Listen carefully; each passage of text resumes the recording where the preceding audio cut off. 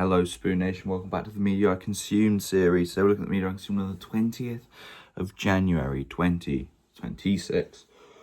One thing dominates today, and there are spoiler warnings for that, and that's kind of it.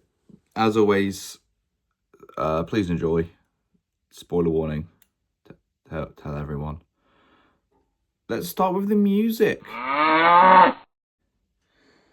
Not a lot. 6 Inches, Daddy Lessons, and Sandcastles, all by Beyonce, and I believe they're all off the album Lemonade, which I do like. I do like Lemonade. I like Beyonce, you know. I can like multiple things. Look, got the Beatles, we got Green Day, got the fucking Pink Floyd t-shirt on. Why not throw in Beyonce? However, talking about like Neil Diamond's first album, The Feel of Neil Diamond, not as much for me. Here's what I thought about it. This was very boring 60s rock. The Feel of Neil Diamond by Neil Diamond. I didn't enjoy it. I mean, there was a cover of the band, but that wasn't even that good. It's going to be a long month of listening to this bastard. Yeah, so he has 32 albums. That's the next month of my life. Anyway, so the next part, technically, you could argue it's TV, but I'm saying it's documentary. Wow. So it's WW Unseen, which is a documentary series, but I'm not counting it as TV because I think TV should only be things that aren't like a document. So like Taskmaster isn't a documentary, even though it's non-fiction. Kinda, you know what I mean? To be honest, 0 viewers will be watching this, so it doesn't matter. I watched all 5 episodes of WW Unreal. Episode 1, No Days Off. Episode 2, The Truth. Episode 3, The Vision. Episode 4, Performance Art. And episode 5, The Pop. Here are all 5 of my episode rundowns. Just watched the first episode of WW Unreal Season 2. It started off with Seth and Becky showing their, what they're like. And then after Seth and Becky, it showed Pat McAfee. It basically led up to Backlash. Well, so you had Pat versus Gunther, and then Becky versus Lyra. Showed Lyra and stuff. It was very good. I like the little documentaries. A little bit. What made me laugh? Oh, Michael Corbin, like, yeah, well, Pat would stop me in real, so it makes it feel really real. I'm like, come on, mate. It was very good. There's hardly any new information. I just feel bad for Becky because she's so hard. She's so goddamn hard on herself. She's fucking sick. But yeah, let's see what episode 2 has to offer. Watch episode 2 of WWE Unseen Season 2.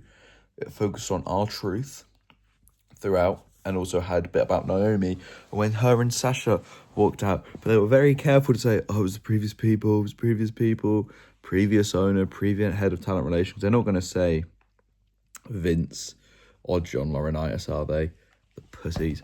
They did say Sasha Banks by name, so that was fun. Showed her the history and whatever of Naomi. Also R-Truth and R-Truth's return at Money in the Bank, and how Logan and Jay didn't know, which is quite funny. And we saw Pacitti a couple of times. Pacitti and Andrew, the Cultaholic Boys. That's quite pleasant. They'll get a little pop out of that. And then yeah, it showed R-Truth and Road Dogg's relationship, which I didn't know about, which was quite interesting.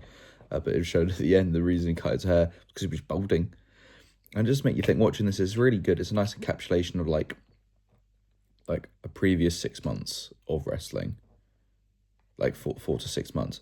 But then you're like, I don't remember R-Truth doing anything after. I know Naomi's different because she's pregnant. I don't know when that was. She wouldn't be back at the Rumble. That'd be way too quick. Yeah, because that was Evolution, wasn't it? Yeah, she won Money in the Bank and then Evolution. Yeah, no, there's no way she's back at the Rumble. But yeah, really good. I do like these documentary series. I mean, it is very fuck kayfabe. But at the same time, I feel like they're basically kind of lying. Like, most of this is just, we already kind of know.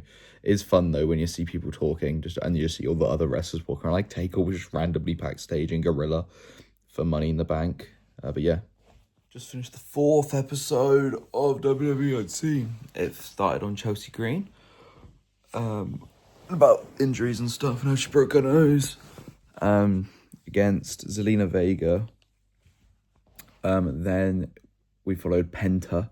I'm very happy they didn't say the name, like his real name. That's a nice little bit of kayfabe. And then we followed him in the Money in the Bank match. And then obviously Seth wins Money in the Bank match, the Vision and whatever. I didn't know that the finish. Well, I don't assume no one did. The finish of Money in the Bank was meant to be slightly different. Obviously, still Seth to win, but LA Knight stuff. You should watch the show. It's on Netflix. Yeah. And then this episode's about when they faked Seth's injury and everyone knew. I wonder how they're going to be like, oh, damn. Or they can pretend that no one knew, even though I knew he faked it. You probably did. Everyone did. Just watch episode 4 of WWE Unseen Season 2. Starts with a Paul Heyman monologue where he talks about the history of the work. Not the history of the work, but talks about his personal experiences with works and shoots. And he talks about the Sandman being blinded. And it's like, is that a work or is it performance art? The episode's called Performance Art. He then discusses, or then the whole episode goes around Seth's injury, the shoot, the fakeness of it, the worked injury, and how everyone knew. And they didn't really allude to the fact that everyone everyone kind of worked out. But, hey ho. Then we focus on Io Sky getting ready for her, I think, Evolution match. Her Evolution match against Rhea. Then we get to the show of Evolution. No, then we have the Seth thing. Then we have Evolution, and on Evolution we see the triple threat between Lyra, Becky, and Bayley. Obviously, because Lyra and Becky, previous episode, and then we see the Naomi match, and then we see the main event, and then Naomi's cash in. It was very fun. It's nice. I just want to watch wrestling now. I do and I don't. I do because, but at the same time, it's just long, innit? I don't know. Anyway, I'll watch the next one later. Just finished WWE Unseen Season 2. And the last episode 5, focuses on SummerSlam. With it being the Seth stuff. Them again pretending that no one knew. I knew. But it did seem interesting. People slowly working out in the company. Then there was the Jelly Roll Randy Orton match. Jelly Roll seems decent. I've never listened to the man. I'm telling you, I didn't even watch SummerSlam. I was on holiday and I didn't go back to watch it. And then they talked about the Lyra Becky match. I just feel bad for Lyra. Everyone botches from time to time. And then the main event, Cody Cena, talking about the face stuff. Then Brock Lesnar comes back right at the end, and they don't really say what these. Michael Hayes says he's been gone for like a year and a half, 2 years. He doesn't say why. Also, I forgot to mention they show the Vince McMahon explosion in episode 4. So that's peculiar. Probably because Brock will be in the Rumble. I think Lyra. Just feel bad for her. Is she injured? I don't know. I don't think so. But yeah, that was all of Unreal Season 5. Season 2 of 5 episodes. Again, it kills kayfabe. But it's interesting, Just a bit of fun. I like watching all the gorilla position stuff and them talking through the refs. I find that a bit interesting. But yeah, weird that they just don't. Then they also said new episodes are coming in the summer. So as I predicted, it's probably a 6-monthly thing. So probably come June, July.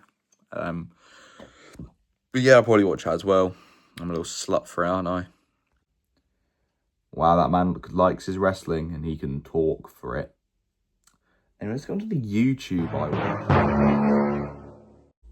So I watched the WWE Raw highlights. Seemed boring. Obviously, Finn Balor was never going to win. Why is Natalya turned on Maxine Dupree? that's bullshit. Not bullshit, but like the story's been told in the wrong order. I also watched the Wrestle Talk news, which was called WWE and Jey Uso booed. W stop AW stop match. AJ Styles done with the WWE, and then the Raw review. So yeah, AJ Styles Royal Rumble, potentially his last ever match. I think he'll win. There's no way AJ Styles retires in the middle of a Royal Rumble card. And it's not going on last, is it? Because then you'd have to have 2 Rumbles in a row, which is not happening. And then I watched the Wrestle Talk podcast. Will AJ retire at WWE Royal Rumble 26? And they're like, I mean, yeah, he could. I don't think he will.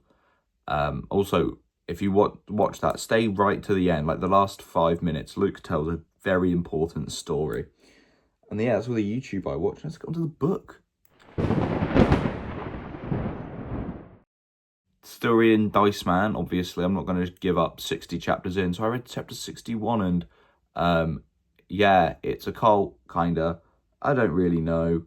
I don't think this is going to end well. I mean, I know there's a second book, so it could end worse. This is my thing with non-fiction. I'm like, yeah, it's just not going to end well. It's a really good book, but most of the books on this bookshelf, non-fiction, Planet of the Apes, non-fiction, kind of fiction, non-fiction, non-fiction, fiction, non-fiction, non-fiction, non-fiction,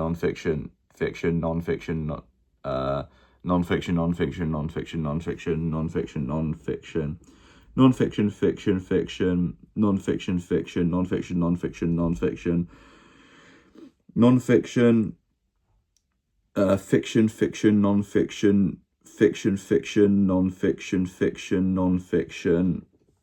non-fiction, non-fiction, semi-fiction.